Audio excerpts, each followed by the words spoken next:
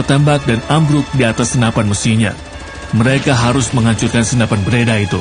Sterling berteriak kepada penembaknya, Sersan Johnny Cooper, "Lumpuhkan senapan itu!" Saat Johnny berbalik ke arah senapan Breda, salah satu pelurunya menghantam Jeep Sterling, hanya beberapa inci dari lututnya. Jeep Sterling berhenti mendadak. Dia berteriak, "Kenapa tidak jalan? Mestinya tertembak!" Dan sebuah Jeep lain berhenti di samping mereka. Itu milik Robson, dan Sterling disambut dengan pemandangan mengerikan seorang prajurit muda terbaring di belakang Jeepnya. Kepalanya bersandar pada senjatanya. "Pergi!" Jeep baru Sterling bergabung kembali dengan konvoi yang sedang sibuk menyerang posisi musuh. Peluru mortir terus menghujani, menggoyang tanah dan melontarkan pecahan peluru ke udara. Namun pasukan SAS tidak berhenti. Tembakan mereka menghancurkan posisi musuh. Penembak Breda dan kru mortir kewalahan, dan mereka jatuh satu persatu. Dengan para penyintas melarikan diri untuk menyelamatkan diri. Ketika mereka mencapai ujung landasan pacu, Sterling membunyikan klakson dan memerintahkan berhenti total. Jeep parkir di sekitarnya, dan dia berteriak agar mereka mematikan mesin. "Matikan!" agar suaranya terdengar. Landasan udara menjadi sunyi senyap, diterangi oleh api unggun raksasa yang dulunya adalah skuadron Luftwaffe. "Semua baik-baik saja?" Yes. Ya. Sterling lega mengetahui bahwa Robson adalah satu-satunya korban. "Berapa banyak amunisi yang tersisa?" "Setengah drum. 1 drum." Mereka masih punya banyak amunisi tersisa dan ingin menyelesaikannya secara tuntas. "Baiklah, kita akan melakukan 1 putaran lagi di sisi ini dari area penyebaran, lalu pergi. Dan waspadalah terhadap senapan Breda sialan itu." Mesin-mesin kembali bergemuruh dan mereka menuju tepi landasan pacu. Mereka melintas di antara puing-puing dengan pesawat-pesawat yang hancur dan terbakar di mana-mana. Di antara puing-puing, mereka melihat sebuah BF-109 yang masih utuh, dan mereka menembakinya, mengubahnya menjadi tumpukan puing logam. Sterling mengangkat senapan flare-nya sekali lagi dan menembak. Kali ini adalah flare merah yang menandakan penarikan mereka. Mereka sudah selesai, atau itu yang mereka kira.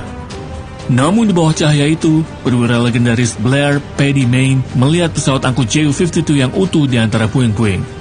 Tanpa peringatan, Paddy melompat keluar dari jeepnya. Paddy mengambil bom dan meletakkannya di atas sayap pesawat.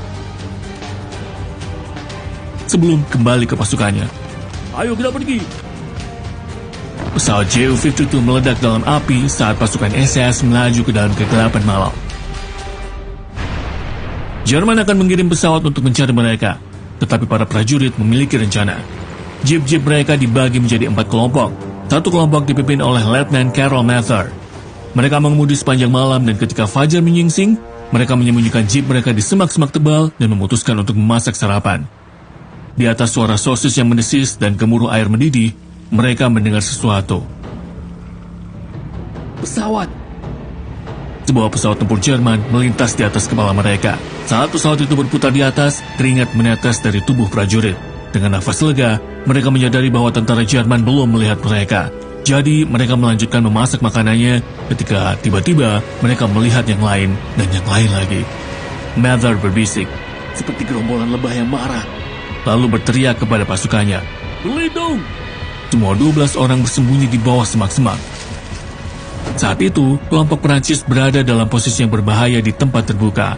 Mereka berhasil menemukan perlindungan di bawah bukit kecil, tapi itu tidak cukup, dan mereka pun mendengar gemuruh mesin dari kejauhan. Donald mulai melihat langit, dan matanya tertuju pada pesawat yang mendekat. "Jangan bergerak." Donald mulai melihat langit, dan matanya tertuju pada pesawat yang mendekat. "Jangan bergerak." Mereka semua diam saat 4 pesawat Stuka Jerman meluncur langsung ke arah mereka. Mereka telah terdeteksi. "Berlindung!"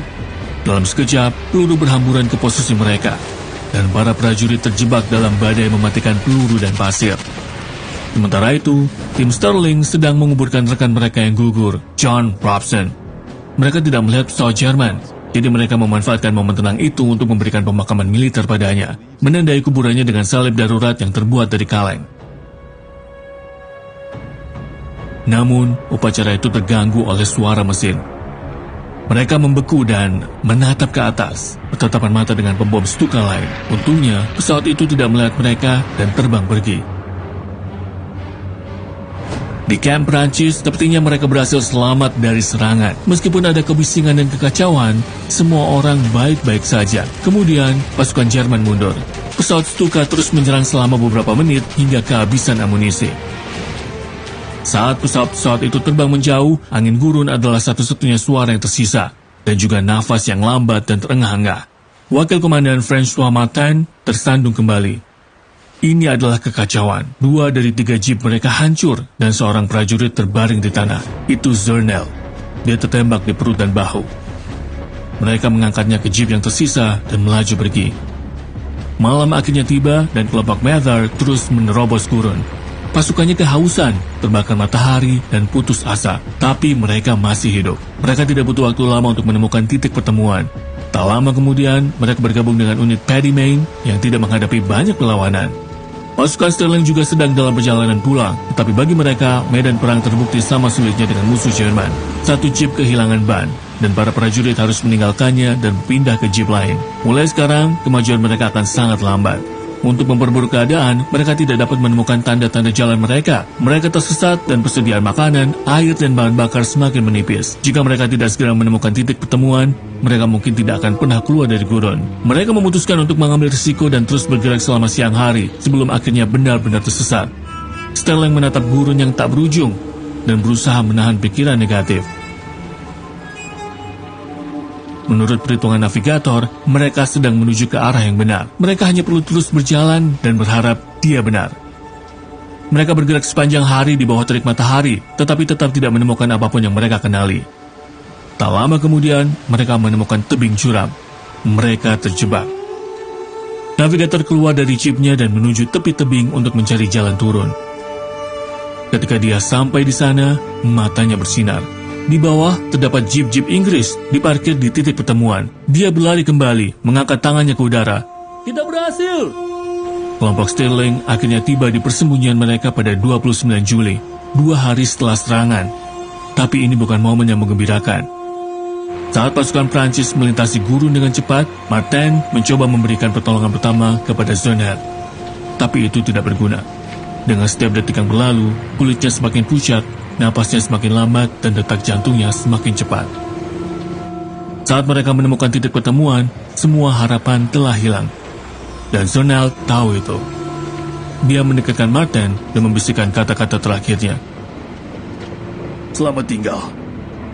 Aku sudah selesai di sini. Sebelum menghembuskan napas terakhirnya. David Sterling dianugerahi Distinguished Service Order dan Order of the British Empire atas jasanya yang luar biasa. Dan beberapa bulan kemudian, Detasemen L secara resmi akan dikenal sebagai Special Air Service. Martin menemukan sebuah puisi karya Zernheld saat memeriksa barang-barangnya. Puisi tersebut kini dikenal sebagai doa para penerjun payung dan menjadi puisi resmi pasukan udara Prancis.